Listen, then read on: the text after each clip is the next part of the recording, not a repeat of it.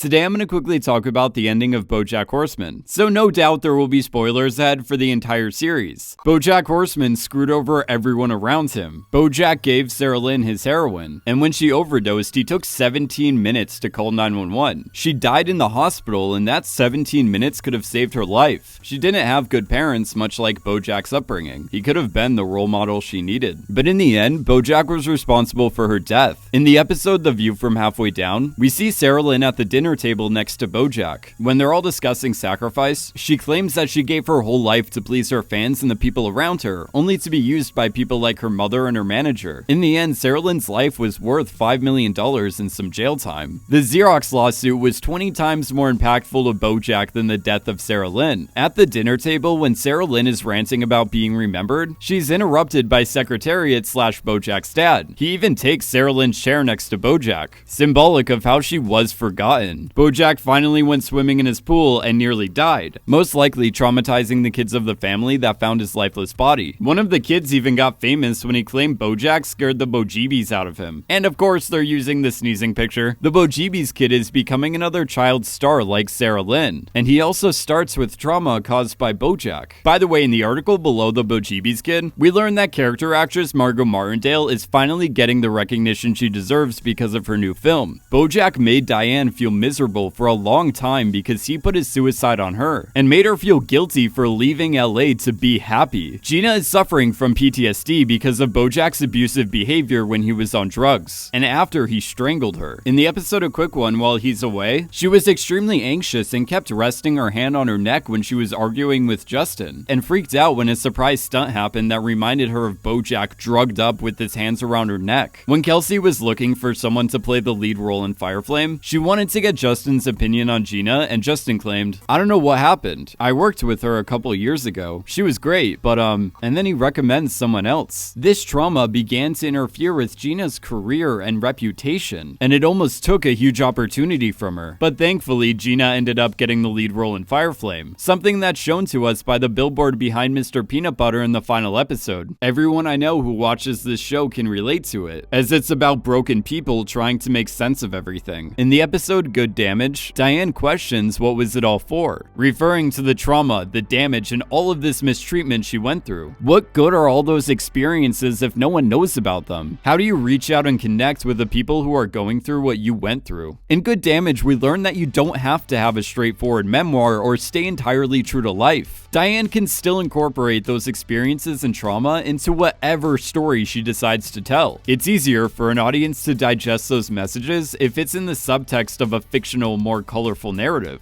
Kind of like a show that talks about real problems through cartoons and animal puns. To quote BoJack when he was discussing the Hokey Pokey, "I don't know if the songwriters put that much thought into the existential significance of the lyrics. Diane kind of just wrote Ivy Tran Food Court Detective when she was in a dark place, and not really thinking about it too hard, just piecing together certain aspects of her life. The book then helps her better connect with Guy's son. As long as you're being authentic, the audience can still recognize the meaning behind it and feel less alone in their struggle. And I feel like that's exactly what this show did for me and so many others out there. For the past week and for the past 6 years, I've been talking with friends about how much we see ourselves in characters like BoJack and Diane. It brings us together and makes us feel less awful. Like how Horsing Around reminded the horse at the comedy club of his brother's laugh after he lost his brother to drugs. As BoJack once said, "In this terrifying world, all we have are the connections that we make." Like Princess Carolyn, I moved to LA when I was 18 to start a career in the film industry. Like Diane, I left that city letting it just become another phase in my life. What was so significant then is mostly irrelevant now. Most of the friendships that I had, the people I worked with, relied on, or dated, I'll probably never see again. Herb was such a big part of BoJack's life. Herb supported BoJack from the beginning and got his career started with the show Horsing Around, but BoJack abandoned him, and they ended on the worst note possible. People who are really important to us will come into our lives and then they'll leave. And because of this, we'll never know if Vincent Adult Man was an actual adult or just 3 small children stacked on top of one another because he just left. Pickles suddenly leaves Mr. Peanut Butter, and we see Mr. Peanut Butter having to move on without her, even though most of this season was centered around fixing their relationship. Hollyhock understood that BoJack was a bad person to have in her life, even though she was a beacon of hope for BoJack, especially at the end of season 4 when she said, "But I've never had a brother." We thought BoJack could start to turn his life around, but she didn't want to be around BoJack anymore after discovering the things he did, like traumatizing Peter, and still having a negative effect on him all those years later. Hollyhock changed her number and cut off all contact with BoJack after sending him the letter, and we never see her again. In the episode The View from Halfway Down, a projection of Herb claims, "Oh BoJack, no, there is no other side. This is it. There is no sequel." BoJack will continue living with the understanding that he will never be able to make everything okay. At the end of the series, BoJack is held accountable for his actions, hitting the biggest rock bottom of his life.